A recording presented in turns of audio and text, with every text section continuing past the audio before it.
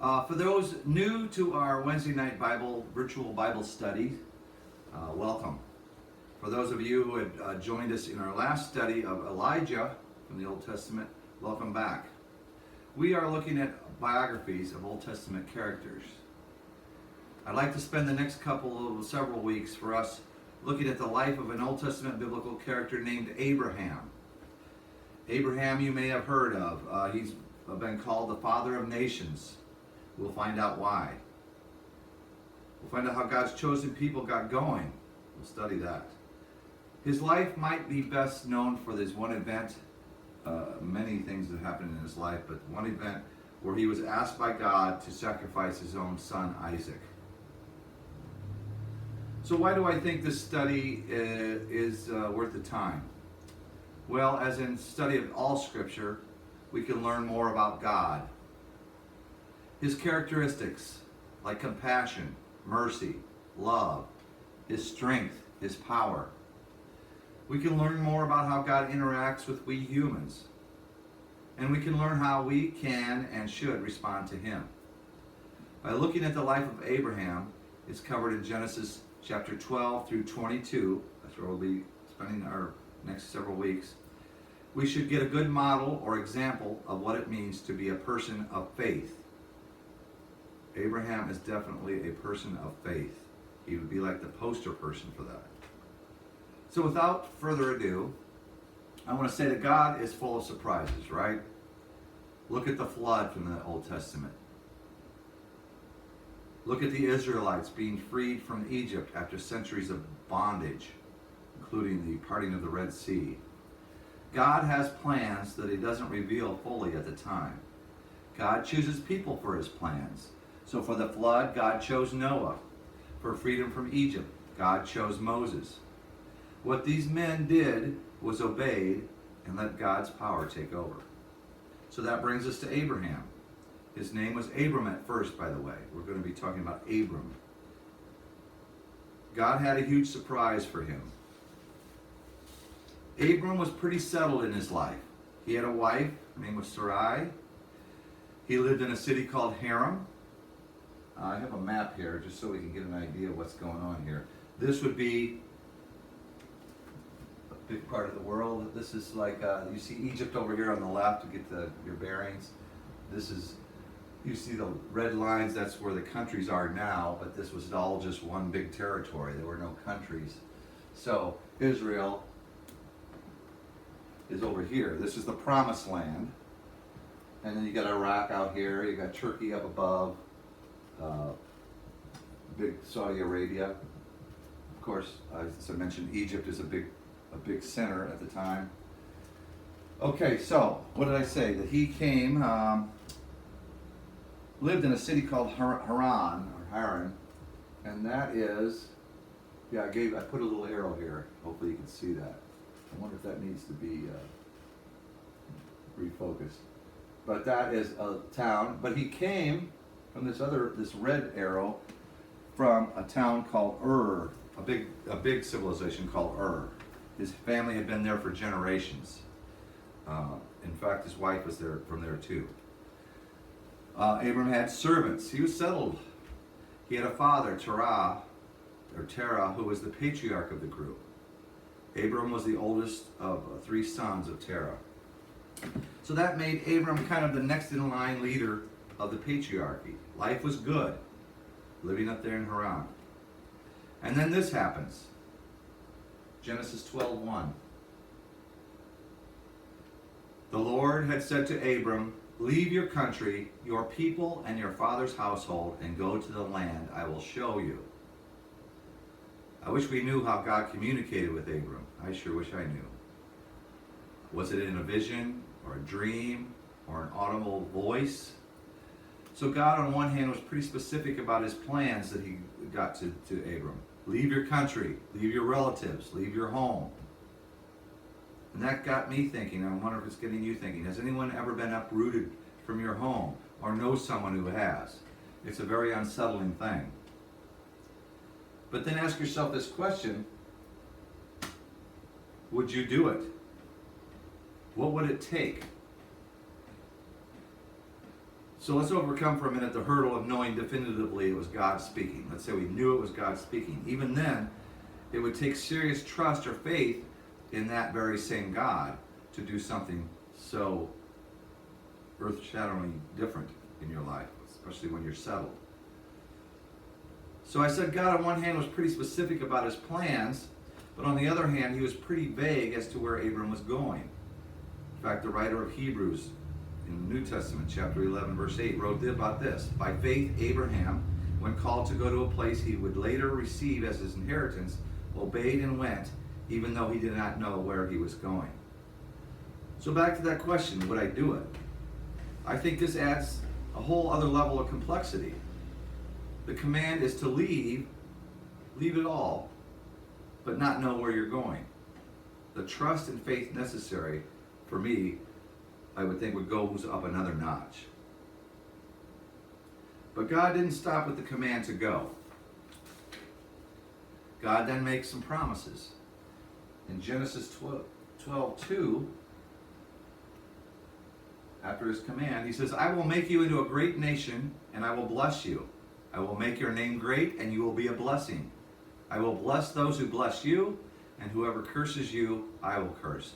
And all peoples on earth will be blessed through you. So these are unconditional promises. Well, it's true that Abram had to be obedient, but it wasn't conditional. It wasn't like, if you don't eat meat, then I will do this. If you look closely, there are 7 promises there. I'd like to take the time for you to find them, but see that there are 7 promises. And it looks like some good promises. His children will become a great nation. He'd be blessed and be a blessing to generations of people. Again, I got to ask, would you do it? Does this help? Having these promises, having these blessings, would you leave all your security for these promises? So what is your guess? Do you think Abram obeyed? He must have, or there wouldn't be much worthy of a Bible study, let alone several chapters of Genesis. So let's look at Genesis verse 4. So Abram left, as the Lord had told him, and Lot went with him. So it may be a good time to stop for just a moment and explain who Lot is. You may have heard the name of Lot as Lot's wife looked back and was turned to a pillar of salt. That story, that's Lot. That's the Lot. That's the same Lot here in these verses, and this is years earlier. So who he was in relation to Abram is he was Abram's dead younger brother's son. And we can find that in Genesis chapter 11, where the writer of Genesis, who believes Moses, gives a genealogy starting with Noah. A fun fact is, Abram was the great-great-great-great-great-great-great-grandson, or looking at it as the 10th generation of Noah. So Noah's great-great-great-great-great-great-grandson. I hope I got enough greats. 10 generations later. So another fun fact is back then they lived so long that Noah died just 2 years before Abram was born. Okay, so back to verse 4. So Abram left, as the Lord had told him, and Lot went with him. Abram was 75 years old when he set out from Haran. 75 years old. How would that factor into the question, would you do it? Not only are you faced with all these changes, but you are not a young spring chicken. And then in verse 5,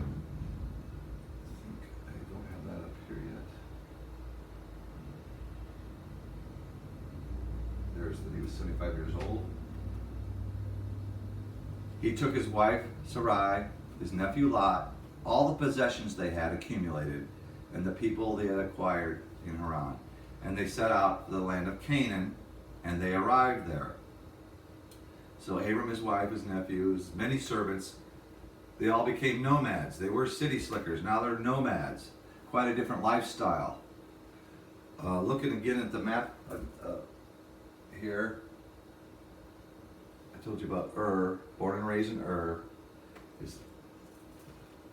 he was living up in Haran when this all happened. This is where he's headed. This is the promised land. What is Israel now?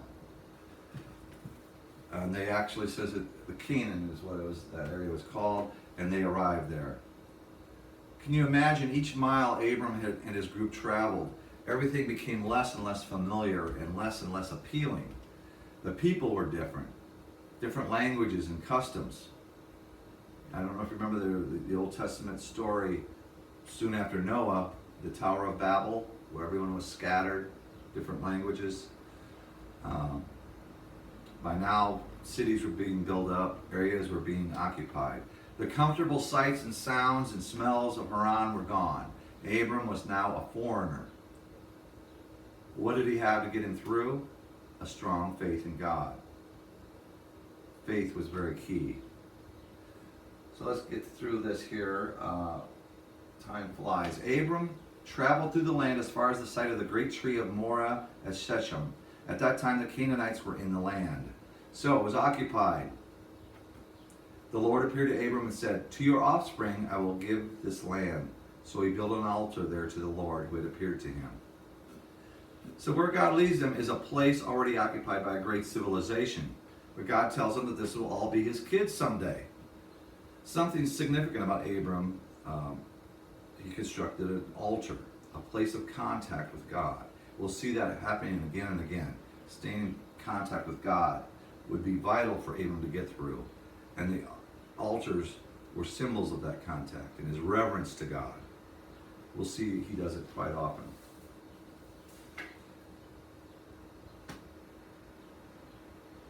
From there, he went on toward the hills east of Bethel and pitched his tent with Bethel on the west and Ai on the east. There he built an altar to the Lord and called on the name of the Lord. Then Abram set out and continued toward the Negev. More traveling going on, more relying on God for direction. Again, he builds an altar. Says he called on the name of the Lord again, you see. And he communicates with him. We're going to stop here with Abram heading south. Apparently, Abram and his group have not reached their destination yet. One more time with the map. Okay, that rectangle there, which is the promised land, this is an inset of that. I'm going to give you that more below. So now he's gotten into, this is where that tree was, where he camped, had a tent, and then Bethel is right there. Now he's heading down south. A lot of people call that the Negev Desert. It is very arid, but especially back then, there might have been a lot of people down there and people surviving. So let's leave it there. And I just want to leave you with that question again. What would you do? Would you do it? And we'll continue on next week. And in the meantime, you all take care, and may God bless.